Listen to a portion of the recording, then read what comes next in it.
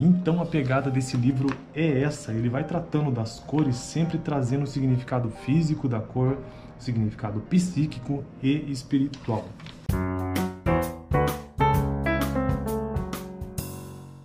Eu quero começar esse vídeo pela conclusão do livro. Demonstramos como a vida traduz suas afinidades pelas cores. A cor está em toda parte e onde quer que esteja já se constitui um símbolo. Esse aqui é o livro A Linguagem das Cores. E eu não sei se vou falar certo o nome do autor, mas eu acho que é René Lucien Rousseau. E na capa está escrito assim: a energia, o simbolismo, as vibrações e os ciclos das estruturas coloridas. E na contracapa: da folha verde ao sangue vermelho, do azul do horizonte ao amarelo do astro incandescente, das cores frias às cores mais quentes, a totalidade da vida orgânica transmuda-se num vibrante ciclo energético de estruturas coloridas. De acordo com os princípios esoteristas do plano mental, o homem tem forma e cor, estando sujeito, portanto, às vibrações coloridas, bem como às leis do ritmo e dos números. Sabemos hoje que tais vibrações coloridas dão maior precisão às nossas virtudes morais.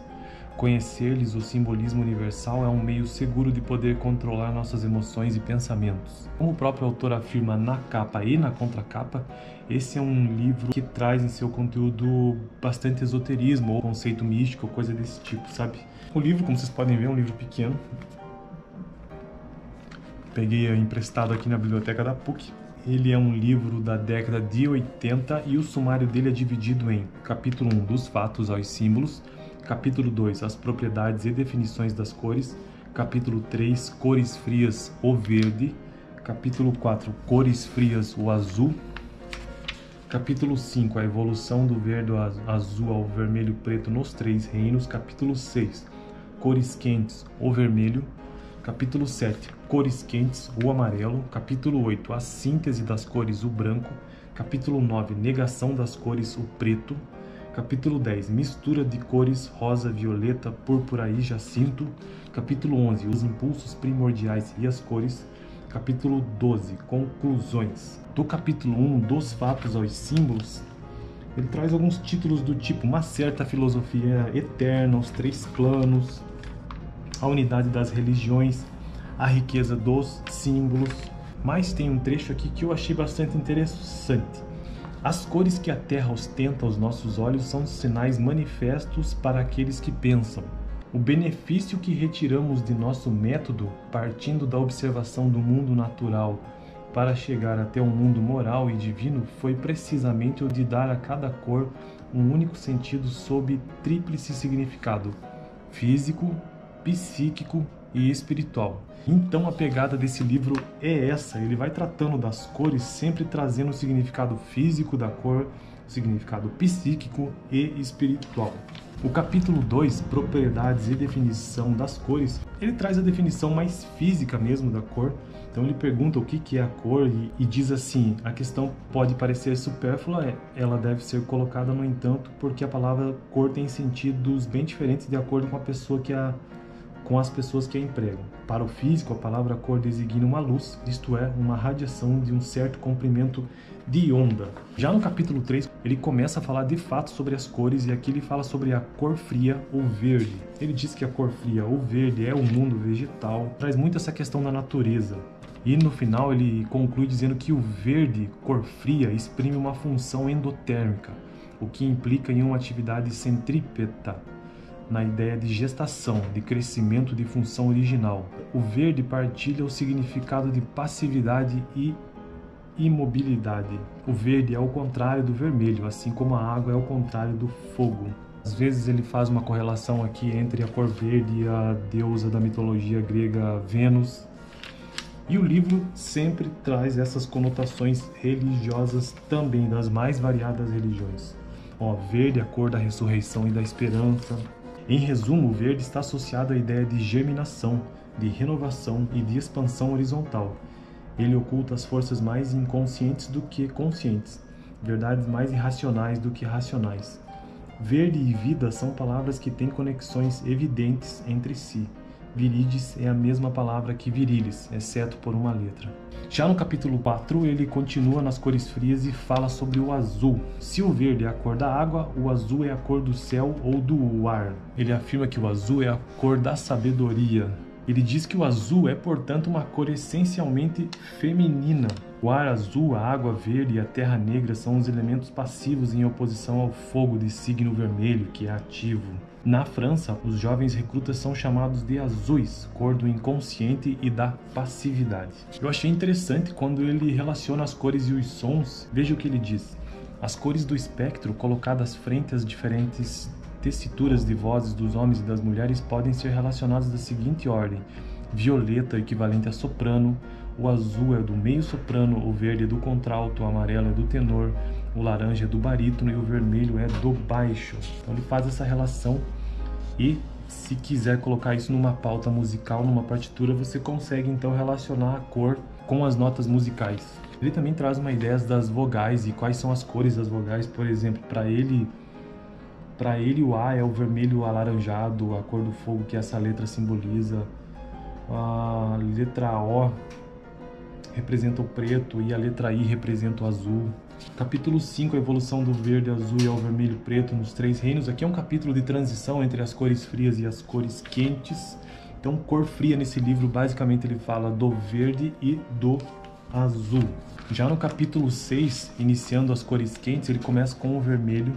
E o vermelho é a cor do fogo e do sangue. Ele diz que o vermelho tem uma simbologia sobre criação, é o poder criador da cor vermelha. Representa o contrário da cor azul, é uma cor ativa, representa a atividade e não a passividade. Representa Marte, o deus viril e guerreiro. Representa o ferro, o metalismo. Tudo que o vermelho exprime de poder, de calor, de radiação, compreende igualmente atributos solares. Nesse sentido, o vermelho representa o impulso divino e altruísta. É a cor da potência, da autoridade, da realeza. O vermelho, cor do sangue, do macho, do fogo, é também, como vimos, a cor limite dos metaloides. Já no capítulo 7, ele ainda fala da cor quente, o amarelo, e ele diz que o amarelo representa o amor e também a sabedoria, é a cor do movimento. Ele une o pensamento ao movimento. O amarelo se distingue do vermelho pelo seu caráter luminoso, que o aproxima da inteligência e do coração. Tem uma parte desse capítulo que ele fala só sobre os alimentos amarelos. Ele cita os alimentos como manteiga, mel, óleo, sempre estiveram associados às ideias de calor e de luz. E também fala da cor laranja no capítulo sobre a cor amarela, e ele diz que tem os mesmos significados. Já no capítulo 8 ele fala sobre o branco, que é uma síntese das cores. Ele diz que o branco não é propriamente uma cor, mas a reunião de todas as cores, desde que sejam cores luz. E que o branco pode tomar uma acepção masculina ou feminina conforme seja ativo ou passivo. É a cor da ciência divina, do conhecimento integral. Já no capítulo 8 ele fala da negação das cores, ele traz a cor preta. Se o branco é a reunião de todas as cores, o preto é a ausência de todas as cores. O preto é propriamente dito a sombra, a obscuridade, a noite. E por fim, no capítulo 10, já finalizando o livro, ele trata da mistura das cores ainda, o rosa, o violeta, o púrpura e o jacinto, e ele traz um significado específico para cada um deles, sempre vinculando a uma cor quente ou uma cor fria, ou seja, vinculando ao verde, ao azul ou ao vermelho ou ao amarelo. Então essa é a ideia geral do livro. Ele conclui dizendo: demonstramos como a vida traduz suas afinidades pelas cores. Ele traz uma visão simbólica das cores, do que elas representam, e achei isso interessante. O livro se propõe então a trazer essa visão mais simbólica das cores, às vezes misturando religião e tudo mais. A percepção que eu tenho quando terminei de ler esse livro é que é tudo muito relativo. Ele traz algumas afirmações do que significa de fato vermelho, azul, amarelo, laranja, preto, branco, mas eu não sei se exatamente significa isso, sabe? Então ainda tenho que ler outros livros que me chamam a atenção sobre isso. Tem um livro chamado A Psicologia das Cores, eu quero ver se eu consigo encontrar esse livro e ler ele também. E assim eu vou misturando os conhecimentos que eu estou adquirindo sobre cores e conseguir chegar a algum conhecimento um pouco melhor do que sejam elas. Mas esse livro me trouxe uma visão geral mesmo do que significam as cores, e eu tento aplicar isso de algum modo. Estou praticando isso um pouco nos meus canais, por exemplo. Eu tenho um canal de esportes que a cor predominante dele é vermelho. Tenho um canal de gastronomia que a cor predominante lá é amarelo e vermelho. Eu tenho um canal de música que a cor predominante é azul, por exemplo. Azul, branco. Esse canal aqui de linguística, que eu tô postando esse vídeo hoje sobre esse livro, já é uma cor esverdeada, sabe? E é isso, então essa foi a minha visão geral desse livro, o que ele me trouxe, essa percepção dos significados gerais da cor, de um ponto de vista mais simbólico e até místico, até esotérico, né? E eu fico por aqui, eu vou deixar na descrição o link desse livro ou de livros semelhantes. E a gente se vê no próximo vídeo, eu vou deixar playlist para vocês darem uma acompanhada aqui no canal, que o foco do canal é sobre o curso ou a faculdade de letras que eu estou cursando, mas também trago a minha visão sobre os livros que eu leio, que nem sempre tem relação com a área de letras. Valeu!